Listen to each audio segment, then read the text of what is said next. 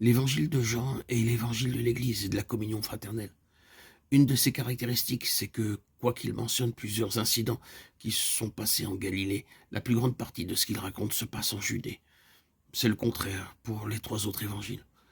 Or, la Judée représente le monde religieux qui voit tout sous l'angle intellectuel et reste de ce fait absolument en dehors de la pensée de Jésus.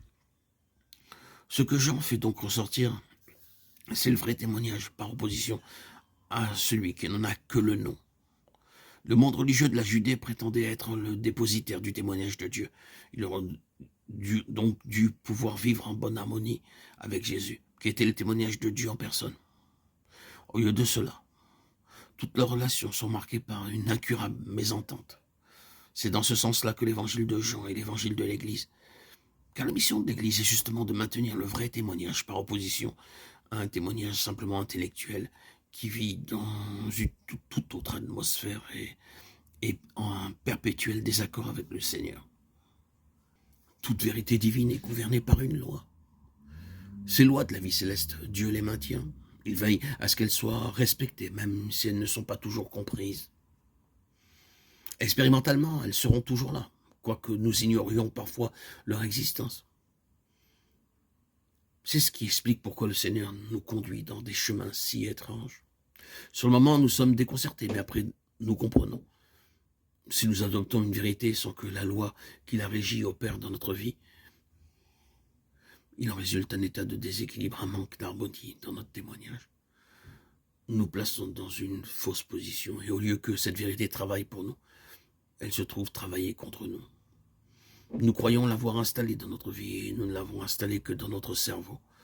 Nous en avons le concept intellectuel, mais nous en ignorons la vertu libératrice, d'où déséquilibre.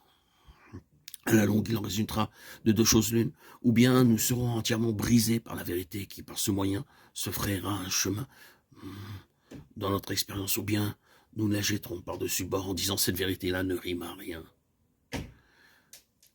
Les principales vérités qui furent examinées à la conférence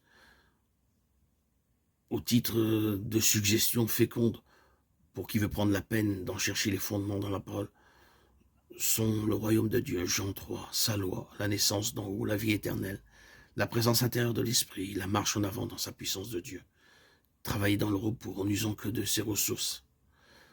À lui, le triomphe continuel de la vie sur la mort dans notre témoignage chrétien, Jean 6. Se nourrir de Christ, de la vision spirituelle, c'est-à-dire la clairvoyance, le discernement dans les choses de Dieu. Un seul gouvernement dans notre vie, celui de Christ, l'Église qui est son corps. On peut avoir une expérience profonde de toutes ces vérités sans avoir pour cela une compréhension complète des lois qui la régissent.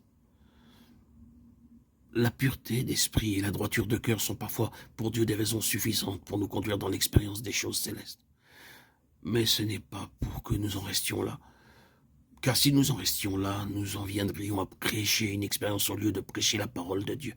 Dieu veut que nous ayons une compréhension intelligente de la vérité. C'est ce que l'apôtre entend dans le passage 1 Pierre 3,15. Ce qu'il dit revient en substance à ceci. Soyez prêts à expliquer scripturairement votre expérience.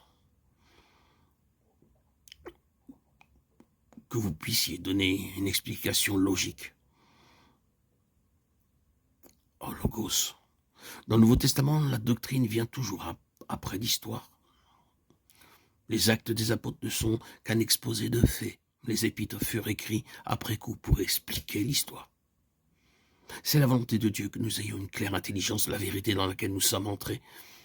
S'il y a chez nous un désir sincère d'aller de l'avant avec lui, il nous expliquera ce que nous ne comprenons pas.